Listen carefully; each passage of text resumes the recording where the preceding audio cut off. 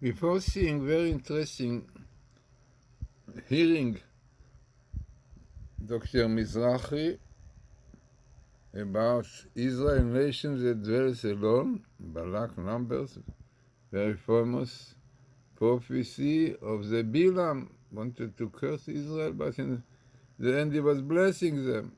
You know the story, yeah, numbers, very indication, many of them really, to this time, lot of secrets. I brought it in my Eucharist, the word that he said about the future, the end of days, the quarrel between Arabs in Israel, everything is there. So very much I want you to hear some words of his speech because those are the main idea behind the YouTube that I'm doing about Gog and Magog 70 nations in the world. And Amalek, also Amalek is Malak Ein, also the separation or the cutting of the Ein of the 70. We'll explain everything what it is. So let us hear now what he says. The wicked prophet Balaam stares at the Jews who have just been freed from slavery in Egypt and says, quote, I see them from the tops of the mountains. I gaze on them from the heights. Behold, they are a nation that shall dwell alone and not be reckoned among the nations. Unquote. What does this prophecy really mean? Am levadad yishkon uvagoyim lo yithashav, a nation that shall dwell alone. Surely the record shows that our history is intimately intertwined with the history of the rest of the world. A nation that shall not be reckoned among the nations, surely we count, and our achievements have greatly and positively influenced the rest of humanity. Now, Balaam was sent by the king of Moab to curse the Jews. He said he could not curse them because God had already blessed them. Then he uttered this ambiguous phrase, they are a nation that shall dwell alone and not be reckoned among the nations. Is this a blessing or a curse? Or both? Let us explore possible meanings of this enigmatic phrase in light of our tradition. The Midrash says that this phrase means, quote, when Israel rejoices, no other nation rejoices with them. And when the other nations prosper, Israel will prosper with them, unquote. When Israel rejoices, no other nation rejoices with them. This suggests that Jewish achievements stir up envy and jealousy among others. Indeed, some regard this envy as the root cause of anti-Semitism. Jews have been collecting Nobel Prizes at a rate 150 times higher than their small numbers would suggest. And jealousy is deeply rooted in human nature. As the old Jewish saying goes, we anger gods with our vices and men with our virtues. And when the other nations prosper, Israel will prosper with them. Indeed, history shows that the worst anti-Semites don't last long, witness the Nazis, and that kindness to Jews is rewarded, witness the United States, now the world's only superpower. After all, one of the first things that God told Abraham is, I will bless those who bless you and curse those who curse you. But we indeed dwell alone. There is no better evidence of that than what has been happening at the United Nations almost since its inception. There, the state of Israel is routinely isolated, ostracized, vilified, demonized, delegitimized. More than half of the resolutions of the United Nations target Israel, whereas the real mass murderers, dictators, and other violators of human rights are either ignored or slapped on the wrists. When the chips are down, we know we can count only on ourselves. That part, being alone, is certainly a curse. The Torah says, quote, Lo tov heyot ha'adam levado. It is not good for man to be alone. The book of Lamentations begins with, Echa yashva vadad ha'ir rabat yam. How lonely is the city that was once full of people. Targum Onkelos says that the phrase means that the Jews alone will not perish from the earth, but the other nations will. So let us now seeing a table, very significant one, about United Nations. No, about United Nations, you can see in Wikipedia, United Nations, show. And here what we have, the members of the United Nations, you can see most of these places, Islamic, Russian, China, Edom, which we call. Small one down there is Israel, yeah. So let us see now the table, which is very, very important, very significant. And the Torah really tells us exactly what we heard, part of the very, very wise words of Dr. Mizrahi. So what we see in the table, once in the Torah, in black, you can see Amalek, United Nations, Amalekite, once in the Torah, and also Gog, very small skip of Gog. Now, what is the idea behind Amalek? So Amalek is the Hamas, the Nazis. No, it's a great mistake. Amalek is a nation who want to lick the blood of Israel, of Jews, better to say.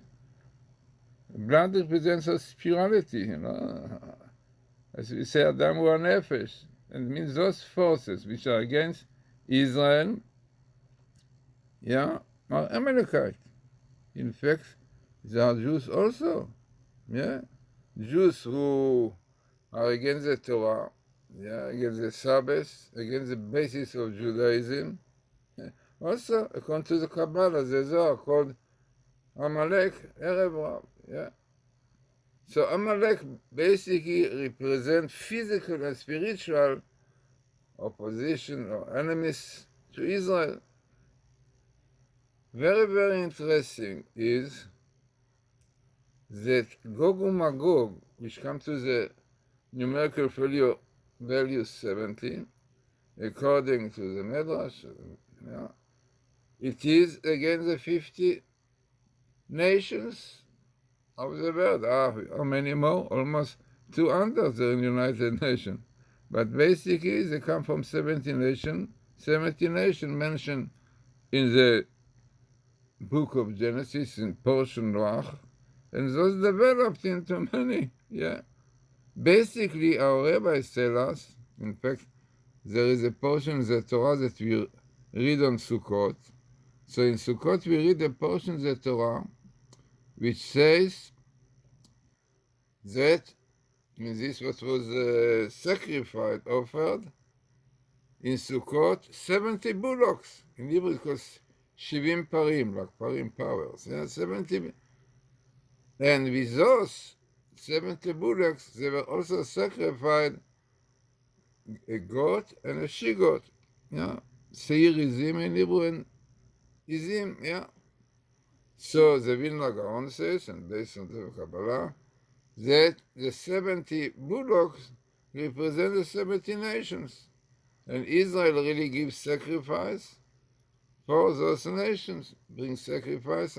He start from 13 on the first days, and go to the 12, then to the 11, up to the 7th. So offering for the nations of the world, for the 70 nations, for Gog and Magog, basically.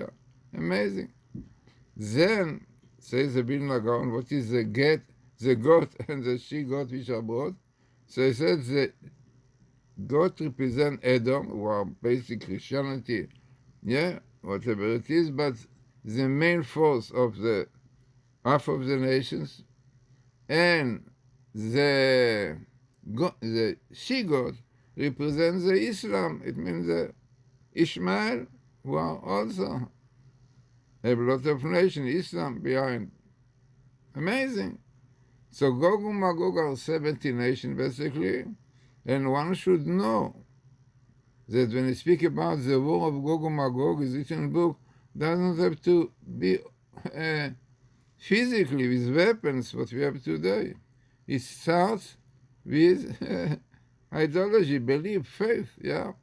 The Islam and so on, this is what brought, why they are fighting, killing, yeah, like Nazis, Jews, young and old, because they believe that the Islam, yeah, like, requires it, yeah. Unbelievable, yeah, but one should know, Gog and Magog, basically 70 nations against Israel, very likely is today the United Nations, you know. How many nations were against Israel? I think 159, 3, something like this. Okay, altogether 200, about 200, it will be less until 93, I think. But whatever it is, let us see what the Torah tells us about United Nations, again in black, האו"ם, אומות מאוחדות, abbreviation, yeah, the United Nations, Amalek. What are they? Once in the Torah, they are enemies to Israel. Yeah, you know, put Israel, we have got so many times Israel. Yeah, always the children of Israel, again, again Israel. And they are the enemies. Who are the enemies? Edom, yeah, Edom, Russia, and China, yeah, those kind of nations. Then, what you have here, exactly the verse that Dr. Mizrahi spoke about. Behold, a nation will deal by himself. It does not take into consideration what the nation said, yeah? This is really simple explanation, but some say that they are not reckoned by nation, yeah. What today? So, what today? People say that Israel should not exist, yeah? This is exactly what is written here. And Amle Badat Yishkon, the dwelling by themselves, Bagoim B'Chashav is a Gentile. They don't consider them a nation at all. Even so, they brought so many Nobel Prizes, so many of them are doctors and such important people for people. But frightening. I'm sure that many people, when they're in operations and so on, many of them are Jewish, yeah, that's doctors, yeah. Okay, but you know, these people, what's important for them is sake and so on. So, what more you have in the table? So the first thing you have this, but by the way, there is another interpretation to this, which is really also Sameach and very important. And it says the following: Behold, yeah, a nation built by themselves, and does not take into consideration what the Gentiles of the world speak about them. Yeah? They are unique, they have their laws, they have the Torah, and according to the Torah, they live. The Torah said you have to uproot Hamalchet, Hamas, so you have to do it. Yeah? Even Biden doesn't agree. This is what should be. But our rabbi said that when Jews don't realize that you're unique, that there are people who live with the Torah, no, then they have to consideration what Biden said. But practically the Torah says, no, you should be a nation by yourself, you're different from all the nations, and don't take into consideration what Gentiles say. Yeah, it's simple. When, like what Rabin said, no more Jews, a lonely nation by themselves. Yeah, no. So what we are, you have to take in consideration what everyone says, Europe or Biden or whatever it is. No, this is the situation. What more you have in the table? So you have here Amalekite, United Nations, who mainly have Edom, yeah, there's Edom besides China, Russia, the States, and then also Egypt, you have Iran, you have Arab countries, I mean, the word Arab, but what is interesting, yeah, that within this word, right, you have the word Messiah. Amazing. Messiah, even twice, even 3 times. Mashiach Hashem Elokecha, Messiah of God, your Lord, Messiah of your Lord. And again, Messiah, there are 3. What are the 3? No, we are not son of Joseph, we are not son of David, we are not somebody else. Cyrus. Somebody, even not, might not be Jewish or from other nation, who recognize the Bible, recognize the prophecy, believe in them, like Donald Trump, in fact, practically, the leftists spoiled him. But basically, if they will carry on with the Abraham Accord, as it started so beautifully with Netanyahu, and not the leftists, this Democrat who disturb everything, the world will look different at all. But the Satan is strong, what we can do. So, what more we have here? So Messiah 3 times, son of Joseph, son of David, and you have a very small skip of Gog, we said. Now you have those Arabs, anti-Semites and enemies of Israel, which are the Hamas, the Fatah, PLO, the Hamas, Ashraf, PLO, and the Hamas, and Islam. Unfortunately, this is how I interpret the Islam. That somebody who does not believe in the Islam deserves death according to them. And here is written hatred. Our rabbis tell us that there is a law, that Esau hates Jacob. Why Jacob, not Israel? Because Jacob represents a low level of Jews. We don't keep commandments Torah properly. But Israel is Yashar Kel, straight with God. They are doing the will of God, commandments, keeping Shabbos and everything. So this is, if they are in such a level, they don't have to be afraid at all of this Esau. Esau is able to cause trouble to Jews when Zeus, unfortunately, don't keep the Shabbos, don't keep so. Right? So therefore he's written Yaakov. So hater, son of Jacob. Amazing. What more you have in this table? I said you have Gog. And you have Geulah. Geulah, I cannot see it all, but the redemption. And then you have Passover. Interesting. Maybe, some say that we did another YouTube of Rabbi Grossman who said that this Passover will have great miracles. Messiah, of that will be. But interesting that comes here. But there is a condition. If Jews want Messiah, there is a condition which is written there. V'shavta ad Hashem Elokecha. Repent, return to your God the Lord. V'shamata b'kolo, listen to his word. Kechol asher anochim tzavcha hayom, like I command you today. Not like saying, oh, look, Judaism is enough for the past or exile. Not today I command you to fulfill all the mitzvahs. Ata u'banecha, you and your children, with chol levacha, with all your heart, with all your soul. Then God will return you, right, and will have mercy on you, will connect you from all the nations, and so on. Amazing, beautiful prophecy. But for this prophecy, you have to keep the Torah. So all this comes in the Torah, right, Bible code, Torah code, which is the blueprint of creation, and telling us only by keeping the Torah and realize that the Jews are different people. You can see they are different. So many Nobel Prizes, so many doctors, professors, which are Jewish, So those are different, no doubt. So this is important table. Part of many others will tell her exactly the truth. The Torah is the blueprint of creation. When God created the world, he planned already how the 6,000 years look like. Im bechukot tilver, if you will keep the Torah, peace, beauty, produce, peace, security. Do not be afraid from red color. If not, 98 terrible curses that exactly have in them the story of the Holocaust and the story of what happened now in Israel with this wild beasts, Hamas, the Nazis. Everything in the Torah. If you keep the Torah, peace and quiet. Also the Gentile, if they keep the 7 laws.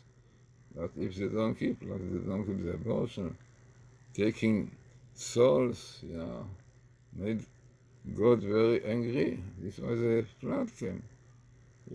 Abortion, frightening, murdering young boys. So after the 40 days, even medicine said it's already something. So let us hope that the world will realize that without the Torah, the world will not exist. I gave example. People don't understand. What is Bible code exactly? I gave a very, very simple example. Yeah, my son is a pilot. So today, how pilots are doing, but all the time they sit next to the wheel. They made before they go, they have the program exactly where they are going to go there. And then they put in the computer definitely this. And then the plane goes by itself, only if there are winds and so on, who have to move here and there, up and down. But basically, there is a program, beautiful, go from place to place. If the climate is nice, if the weather is nice, the pilot can sleep. Exactly this is the Torah. God, this is in the Zohar. We're not going. When God created the world, He looked into the Torah. 6,000 years. We have still some years. So exactly giving the laws, the ways. If the Torah, beautiful. The planes, the world will go nicely. If not, this is basically the Bible code. The Bible code tells you exactly. You have United Nations because not keeping the Torah, not Israel is Jacob, Jacob. If there will be Israel, the situation will be different completely. But if there are Jacob, which represents really low level of keeping the Torah, so we have the problems of today. So this is unbelievable. People don't know, but it's written in books that Gog and Magog 70 are basically the 70 nations like Israel. Exactly what today. Okay, today we have 153, how many there? But the basis of all those is 70. In the Noach you have 70 different nations. So, we are coming very near to Pesach, Passover, who knows, maybe what Rabbi Grossman said, a lot of YouTubes confirm. No, then definitely you have to take it very seriously. So important and significant tables and relevant to our time.